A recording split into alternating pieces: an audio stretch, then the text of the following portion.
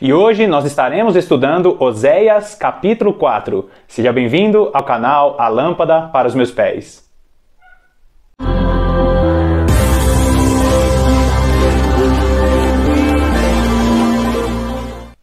Vamos lembrar que é muito importante saber que Deus inspira o profeta Oséias a profetizar a respeito do contexto imediato, ou seja, a respeito daquela época que o profeta estava vivendo. E Deus também, em sua sabedoria, ele inspira o profeta Oséias a profetizar a respeito de coisas futuras. Sabendo disso, vamos lá, Oséias capítulo 4, a partir do versículo 1. Olha só o que diz. Ouvi a palavra do Senhor, vós, filhos de Israel, porque o Senhor tem uma contenda com os habitantes da terra. Porque não há verdade, nem benignidade, nem conhecimento de Deus na terra. Só prevalecem o perjurar e o mentir e o matar, e o furtar e o adulterar, e há homicídios sobre homicídios. Por isso a terra se lamentará, e qualquer que morar nela desfalecerá com os animais do campo e com as aves dos céus, e até os peixes do mar serão tirados. Aqui, nesses 3 primeiros versículos, nós já vemos o profeta Oséias sendo inspirado por Deus para profetizar a respeito de coisas futuras. Na realidade, ele estava vendo os pecados da nação de Israel, e ele já estava projetando o futuro. Tanto que o versículo 1 fala que o Senhor tem uma contenda com os habitantes da terra. Porque estes mesmos habitantes, eles estavam cometendo os seus pecados, as suas iniquidades, e estavam esquecendo daquilo que Deus tinha ensinado. E é exatamente o que nós estamos vivendo em nossos dias. As pessoas estão vivendo em seu bel prazer. Nações estão legalizando o pecado e não estão levando em consideração que tudo aquilo que é feito contra a palavra de Deus terá aí as suas consequências. Inclusive, o versículo 3 fala assim: por isso a terra se lamentará, e qualquer que morar nela desfalecerá com os animais do campo e com as aves do céu, e até os peixes do mar serão tirados. Aqui o profeta Oséias, ele está vendo o pecado da nação de Israel e já está projetando o que vai acontecer no futuro. Um futuro muito mais próximo do nosso aqui em 2021. Vai lá comigo em Apocalipse no capítulo 8, dos versículos 7 ao 9. Olha só, o toque das 2 primeiras trombetas em Apocalipse. Diz assim: e o primeiro anjo tocou a trombeta, e houve saraivada e fogo misturado com sangue, e foram lançados na terra, que foi queimada na sua terça parte, e queimou-se a terra, queimou-se a terça parte das árvores, e toda a erva verde foi queimada. E o segundo anjo tocou a trombeta, e foi lançada no mar uma coisa como um grande monte ardendo em fogo, e tornou-se em sangue a terça parte do mar. E morreu a terça parte das criaturas que tinham vida no mar, e perdeu-se a terça parte das naus, ou a terça parte das embarcações. Então nós vemos aqui o profeta Oséias vendo o pecado de Israel e já projetando o futuro. Porque, queridos, a maldade do homem tem se multiplicado, e as consequências de todas essas maldades acontecerão, não somente em relação aos castigos a toda a humanidade, mas em relação ao que a terra vai sofrer por causa do pecado do homem. Então nós vemos aqui essas consequências acontecendo em Apocalipse. Agora vai lá comigo no versículo 6. Versículo 6 do capítulo 4 de Oséias diz assim: o meu povo foi destruído porque lhe faltou o conhecimento. Porque tu rejeitastes o conhecimento, também eu te rejeitarei, para que não sejas sacerdotes diante de mim. Visto que te esqueceste da lei do teu Deus, também eu me esquecerei de teus filhos. Olha que coisa séria. No versículo 1, nós falamos a respeito de que Deus tinha uma contenda contra os habitantes da terra, porque eles tinham esquecido do conhecimento de Deus na terra. E a palavra ali para conhecimento é a palavra compreensão. Agora, aqui no versículo 6, que também é usada a mesma palavra compreensão, está dizendo que o povo tinha se esquecido do conhecimento de Deus e por causa disso eles seriam rejeitados. E existe algo muito sério quando as pessoas elas passam a viver da maneira que elas querem E elas esquecem que o conhecimento de Deus é que regeu toda a evolução da humanidade. Tudo aquilo que nós vemos, tudo aquilo que nós vivemos é fruto daquilo que Deus criou nessa terra. Existem muitas pessoas que ficam dando opiniões a respeito daquilo que Deus criou. Ah, eu não acredito que isso seja pecado. Deus está se importando com a minha felicidade. Isso se chama ignorar o conhecimento de Deus, rejeitar o conhecimento de Deus. E aqui ele fala, e o meu povo está sendo destruído porque lhe falta o conhecimento. Rejeitar o conhecimento de Deus traz consequências sérias para as nossas vidas e principalmente para as nações que têm rejeitado este conhecimento. Outro detalhe desse versículo 6 é que muitos cristãos não dão importância para o estudo da palavra de Deus. É isso que nós estamos fazendo aqui. Muitas pessoas dão opiniões, mas não se baseiam naquilo que Deus deixou em sua palavra. Recentemente eu ouvi uma opinião a respeito do tempo do fim de um grupo de irmãs que estavam falando que elas não acreditavam que a igreja passaria pela grande tribulação. Só que, será mesmo que isso está escrito na palavra de Deus? Tome bastante cuidado para não se basear em um achismo ou em um sentimento humano, achando que Deus ele tem o mesmo sentimento humano que nós. Você já viu aquelas pessoas que dizem, não, Deus é amor, ele vai fazer tudo de bom. Só que na realidade o nosso Deus ele é amor em sua essência, mas a Bíblia fala que ele é também justiça.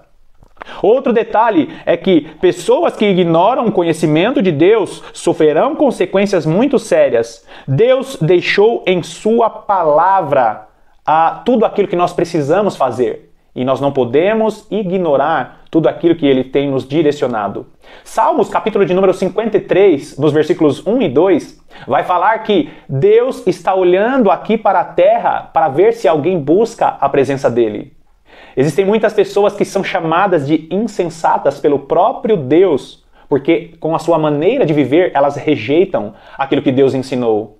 O texto diz o insensato, não há Deus. E o versículo 2 fala que Deus está olhando para a terra, procurando alguém que o busque, alguém que tenha conhecimento. Então nós precisamos buscar através da palavra de Deus qual é a boa, perfeita e agradável vontade dele. Agora, vai lá no versículo 9. Olha o que diz o versículo 9. Por isso, como é o povo, assim será o sacerdote, e visitarei sobre eles os seus caminhos, e lhe darei a recompensa das suas obras. Muitas pessoas têm o coração obstinado, e por causa de suas vontades, elas rejeitam o conhecimento de Deus. Você já viu aquelas pessoas que ficam buscando a sua vontade em profetas ou em pregadores? Certa feita, a minha esposa ela recebeu ali de um parente muito próximo dela uma pergunta: é pecado fazer isso aqui? E a minha esposa afirmou: sim, é pecado. E aí de repente aquela pessoa ela falou que não era pecado não, porque ela tinha encontrado um pastor, um pregador, aqui mesmo no YouTube, que estava dizendo que aquilo era lícito e que aquilo fazia bem para a saúde dela, então ela cometeria aquele pecado porque não era pecado. Ela faria aquilo porque não era pecado. Percebe? Quando nós vemos o versículo 9 dizendo, por isso como é o povo, assim será o sacerdote, nós vemos que as pessoas elas ficam buscando mestres segundo as suas próprias concupiscências. Isso aqui também é muito sério, porque nós rejeitamos a palavra de Deus para servir as nossas vontades. E é muito sério. Olha só o que diz a segunda parte do versículo 9. E lhe darei a recompensa de suas obras.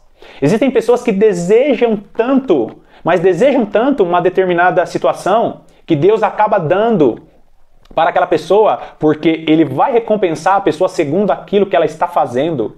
É preciso tomar muito cuidado quando você está desejando muito algo ao ponto de buscar mestres segundo a sua vontade. Olha só o que diz o Salmos capítulo 106 no versículo 15. E ele satisfez-lhes o desejo, mas fez definhar a alma.